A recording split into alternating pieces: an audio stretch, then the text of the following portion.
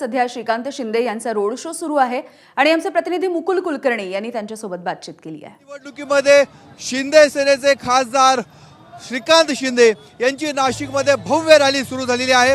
काळाराम मंदिरामध्ये दर्शन घेतल्यानंतर नाशिकच्या पंचवटी परिसरामधून ही रॅली सुरू झालेली आहे। रॅली सुरू झाली आहे, ठिकठिकाणी स्वागत होतंय, आपलं औक्षण होतंय। चल चल चल चल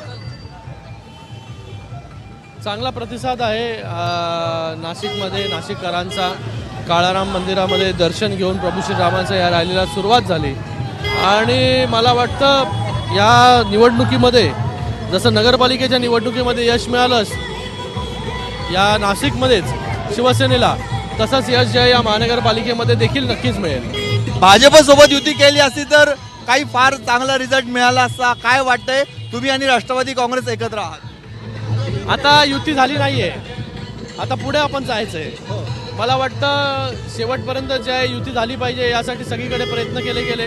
काही ठिकाणी जे आहे युती झाली, काही ठिकाणी युती झाली नाही, तर त्या मला वाटतं वेगवेगळे जे आहे जिथे जिथे लढलोय आम्ही नगरपालिकेमध्ये देखील, तिथे देखील यश मिळालं आणि अल्टिमेटली महायुतीचंच वर्चस्व जे आहे या महाराष्ट्रामध्ये राहिलेलं आहे। नाशिकमध्ये नेमकं कोण कमी पडलं? काय जास्त जागांची मागणी झाली? काय झालं?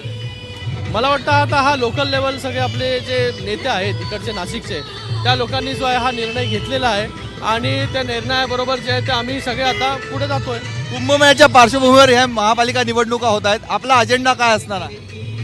बघा, शिंदे साहेबांकडे नगरविकास खाता आहे, या कुंभमेळ्यामध्ये देखील चांगल्या सुखसुविधा ज्या आहेत त्या झाल्या पाहिजे, निर्माण झाल्या पाहिजे, हा देखील आमचा हेतू आहे। म्हणून या नाशिकमध्ये देखील शिवसेनेचा महापौर जो आहे तो बसला पाहिजे। त्या महापौराच्या नेतृत्वाखाली चांगली कामं जी आहेत नगरविकास विभागाच्या माध्यमाने या नाशिकमध्ये कशी होतील याच्यासाठी आमचा पुढाकार असेल।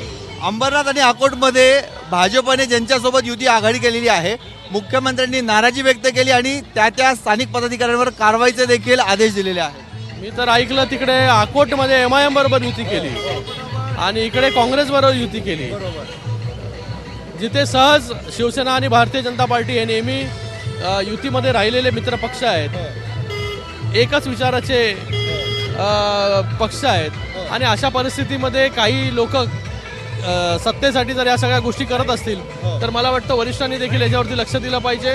शिवसेना जी आहे नेहमी विरोधात बसलेली आहे, नेहमी विरोधात जे आहे शिवसेनेने काम केलेलं आहे, तर शिवसेनेला तसा काय फरक पडणार नाही। पण लोकांच्या भावना काय आहेत, लोक काय म्हणून बघतात, आज ज्या प्रवृत्तीला मागे सोडून शिंदे साहेबांनी उठाव केला, आज त्याच प्रवृत्तींबरोबर जे आहे हे पुन्हा जाण्याचं काम जे आहे ते काही लोक त्या ठिकाणी स्वार्थापोटी करतात।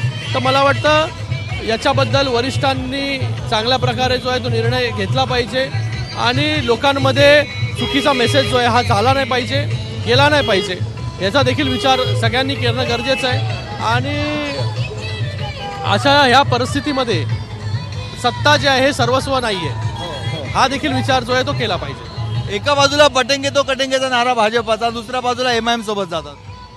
मला वाटतं हे प्रश्न तुम्ही भारतीय जनता पार्टीच्या नेत्यांना जर जे गेलेले आहेत त्यांच्याबरोबर त्यांना जर विचारलं तर ते चांगल्या प्रकारे उत्तर देऊ शकतील।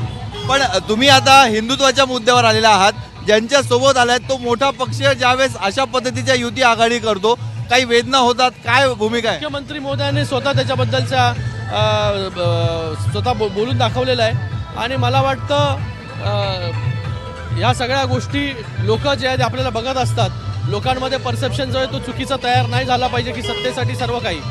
तर अशा या परिस्थितीमध्ये योग्य निर्णय जो आहे प्रत्येक पक्षाने घेणं गरजेचं आहे। या निवडणुकीला अनेक ठिकाणी ABP माझा, उघडा डोळे बघा नीट।